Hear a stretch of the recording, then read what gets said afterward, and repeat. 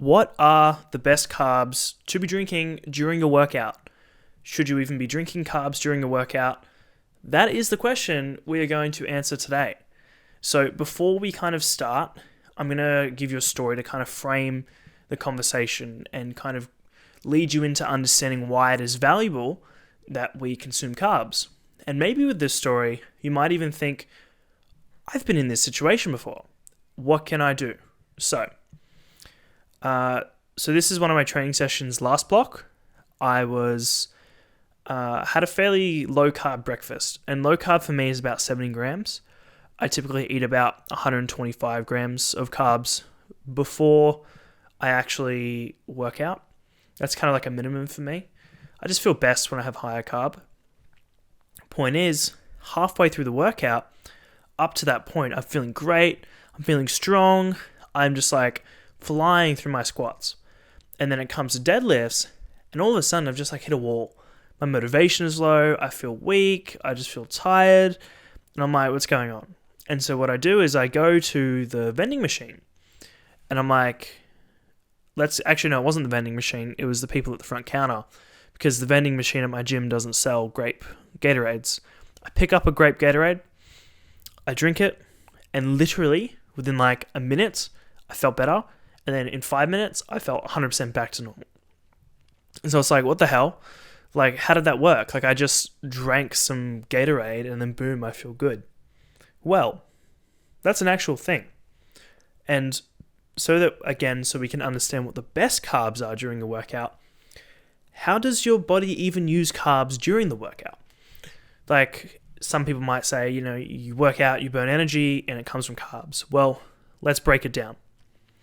So your central nervous system, that sends the signal to your muscles. It goes, hey bro, turn on. And the central nervous system uses blood glucose, so the sugar in your blood, every time it fires. That's its main source of energy. And so the more reps you do, the more intensity you push, just the more you work out, the more you can drain your blood glucose. Now, your liver does a great job of keeping it up, but at the same time, sometimes the liver doesn't keep up to the amounts in which optimizes your performance. So, you might want to keep your blood glucose as high as possible during your workout so that your central nervous system has zero limiting factors. But if the liver isn't putting it out as much as you want, you're not going to be able to reach that maximum level of intensity. It's for the same reason with creatine that only once you see full saturation in the muscle do you get the best effect, because it's about the availability of energy so that you are not limited. And so that's how the central nervous system uses glucose or sugar. And then your actual muscles, they have a thing called glycogen. And so glycogen is just the body's storage of carbs. It stores it within muscle, and the central nervous system uses the blood glucose, sends a signal to the muscle, which then uses its own glucose from glycogen. Now, one of those two systems can get depleted, and the liver actually uses glycogen to replenish blood glucose. And so there are three ways we can deplete our sugar levels in our body. And so we need to restore that. And so how do we restore that? You can restore it during a workout. I'm just going to make that clear. You can not necessarily, you won't stimulate all your glycogen synthesis, but you can certainly elevate your blood glucose during a workout. And so we do that by drinking carbs during our workout, or even eating carbs. Like you see all the powerlifters like me. We sit in our chair with our newspaper, 15-minute rest, eating gummy bears. It's just what we do. And then we do the worst mediocre set you've ever seen in your entire life, and then just say it was a misgroove. Coach isn't happy. So, back to the actual discussion. If we're going to take a carb source during our workouts, we need to replenish the blood glucose, so restore the amount of blood glucose at an equal or higher rate than what's being used. I'm going to make some numbers up. Let's say you use 30 grams of blood glucose an hour. We need to replenish that for maximal performance at 30 grams or higher, right? And so, like, how do we do that? Well, I'm going to be discussing a thing called glucose transporters. But really quickly, how does the blood glucose actually get into the bloodstream? Well, we eat a carbs, it breaks down into simple sugars, and then it gets digested and absorbed into the bloodstream. Generally, 30 to 60 grams per hour is the rate at which we can absorb carbohydrates, roughly. Look, it really depends, but the point is, what I'm actually trying to illustrate, regardless if those numbers are accurate for you, is we have a cap as to how much we can actually absorb. And a lot of that is because in the gut, we have these things called blood glucose transporters, or just glucose transporters. And so they basically bind onto the sugar, in simple terms, and then put it into the bloodstream. Very, very, very overly simplified version. And so if we saturate these cells with as much sugar as we can, then we maximize the rate of absorption. So you often hear things like glycemic index, and this is a measurement of how quickly does the body's blood glucose increase. And so you might be thinking, well, what are the low GI foods? This is more of a side tangent, but the lower GI foods tend to be complex carbs that have lots of fat, lots of fiber, and the reason why they take longer to release into the bloodstream as glucose is because the body just has to break things down more. Thank you for your attention in this podcast. If you want to learn a bit more about FitBigStrong, we have an Instagram page where you can go check out. So if you head over to Instagram and type in FitBigStrong, it will take you to our page, and we post a lot of unique and fresh Instagram content in the form of reels. So 10 to 30 second short clips, which are straight to the point. If you want to head over there and support us by giving us a follow, hopefully we return the value with the type of content we produce. If that's something you're interested in, again, head over to Instagram, type in @FitBigStrong, and thank you in advance. And so the first key message here is the types of carbs that we should be having during our workouts should be very simple. Should be very easy to absorb. They shouldn't be complexed with fiber or protein or anything like that. It should just be simple sugars. And so now we know what glucose transporters are. There's several types. So we have fructose, we have galactose. God, I can't even. Okay, I'm going to come back and I'm going to tell you galactose. I was going to say, I'm going to go Google how to say that. Galactose, that's actually the milk. That's actually the sugar that's inside milk. Obviously, unless, I don't know if there's any babies listening to this podcast right now, but when you get to an adult, we stop drinking breast milk from our mothers, and so galactose isn't necessarily super common, but we still have that transporter, and we also have the glucose transporter. So those are like the three main transporters. So obviously we can't just have glucose as our intra-workout drink, because we could be increasing the absorption rates even further by using these other transporters. And so you might want to combine some types of sugars so that you maybe, again, this is theoretical, you max out the glucose transporter, like the glucose transporter, and you go, great, 30 grams an hour. Any more glucose you drink beyond that amount is not going to further increase your blood glucose. But then you add fructose, and now boom, it's up to 45. And then maybe you add some galactose. Boom, now it's up to 60. And so like those are made up numbers. But the point is, if we bind to multiple receptors, we get this benefit. Awesome. So I've been thinking about what is actually the best ratio, what is the best carbs to use, and I've obviously talked about 3, but I actually think it's probably best to just use 2 sources of carbs. One has to be similar to glucose, and one has to be similar to fructose, because they actually take two different systems to raise your blood glucose.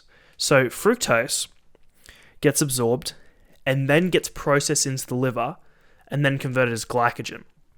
So fructose actually has a lower glycemic index than glucose, because fructose and galactose, they have to get processed through the liver first. And so that's like a slower acting, not slower acting. That is why they have low glycemic indexes compared to glucose. And so it's like, so then why would we even drink those if it's slower acting? Well, because it's almost like a delayed effect. So like you drink a glucose drink, you'll immediately get the energy, but you won't get the maximum amount of glucose. If you drink the fructose, you have to wait a little bit, but then you kind of have a more longer sustaining energy, albeit not the max you could. So if you combine the two, you get this awesome synergy of like, boom, I've got some energy, and now I'm going to continue to have even more energy throughout the workout once the fructose is processed. And so that is why I suggest using two.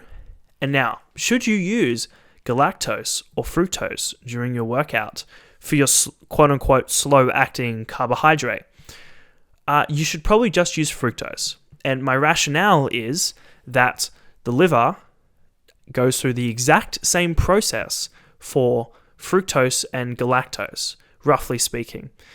But when you look at the glycemic index, it's slightly higher for the fructose, which makes me think that perhaps it is processed quicker. And so that's a good thing. Great. So that's my perspective on regards to what carbs should you drink. You should have two sources, one that works through the liver and one that works directly through the bloodstream. Because the glucose transporter, it works directly through the bloodstream. And now, Ashton, what about the maltodextrin? You may have heard of this. This is actually a type of carbohydrate which has an even higher glycemic index than glucose. Yeah, I think it's great. And it's also digests super quick and super easy. And so you'll have an even faster response by using maltodextrin than glucose. But some people, they feel like you might be allergic to maltodextrin, and so it's best just to stick to glucose. But you can totally, as your fast-acting carb, you can definitely use maltodextrin. You can even use dextrose, glucose. Like those are all fine to use, depending on whatever your situation entails. If you decided you wanted to go any of those three, that's completely fine. Now, what about your sucrose? So sucrose is a cane sugar. Generally, it's associated with cane sugar or table sugar. And sucrose actually breaks down into glucose and fructose. So you consume it, it gets digested, it gets broken down, and then now you have glucose and fructose. And so like, that sounds really good, right? And it is. You just have to keep in mind that, it's not going to be as fast acting as glucose or those other fast acting carbs I mentioned before, but it's perhaps the perfect ratio of fructose to glucose. I haven't particularly looked into the exact ratios, but my general thinking is that roughly 1.5 to 1. So 1.5 of really fast-acting carbs, and then 1 of the liver-acting carbs. But sucrose is like a combination of glucose and fructose. So how do you match those two up? If you are going to use sucrose as your intra-workout carb, which you totally can, just consider you're going to have to add more sucrose. Like the ratio is going to be higher. It might be like 1 to 2. So 1 part's glucose or fast acting, 2 parts sucrose. Just keep that in mind. I know it's kind of like a information dump, but I think those are all important insights. So in regards to dosing, how much should you dose your carbohydrates during a workout? Well, generally we absorb anywhere from 30 grams to 60 grams per hour of carbohydrates, roughly. And so anything higher than that can just be excessive, but anything lower than that, you're not seeing the maximum benefits that we're looking for. And so generally, I think a good rule of thumb is to allocate some calories towards your workout, intra-workout drink. So let's say you eat 3,000 calories and you're going to have like 200 calories or 250 calories, and then just figure out how many carbs that is and then make that your drink. That's a good option. And then another option is basically takes back bang in the middle of 30 grams per hour to 60 grams per hour. So let's say you absorb 45 grams per hour. You take that and then you times it by the length of your workout. I wouldn't include like the first maybe 30 minutes to an hour of your workout, because your body isn't experiencing the depletion that we're trying to alleviate. And so if you work out for 2 hours, you might only do like 1 hour of 45 grams, because you basically take the 45 grams per hour and times it by your workout length. And so now, okay, cool, my intra-workout drink is going to be 45 grams of carbs. I think those are two strategies you can use to basically figure out your dosage, and then you combine the fast-acting glucose pathway and the liver pathway. So, just to summarize everything, what are the take-home points? Have 45 grams of carbs per hour of your workout, or 200 to 250 calories during your workout worth of carbs. Use a combination of fast-acting carbs from glucose and fructose or sucrose. So that's through the glucose pathway and then the liver pathway. And consider using faster-acting glucose carbs, such as maltodextrin. But apart from that, that is fundamentally the best carbs to consume. The ratio is probably 2 to 1 of glucose to fructose, from my opinion. And from that is my recommendations.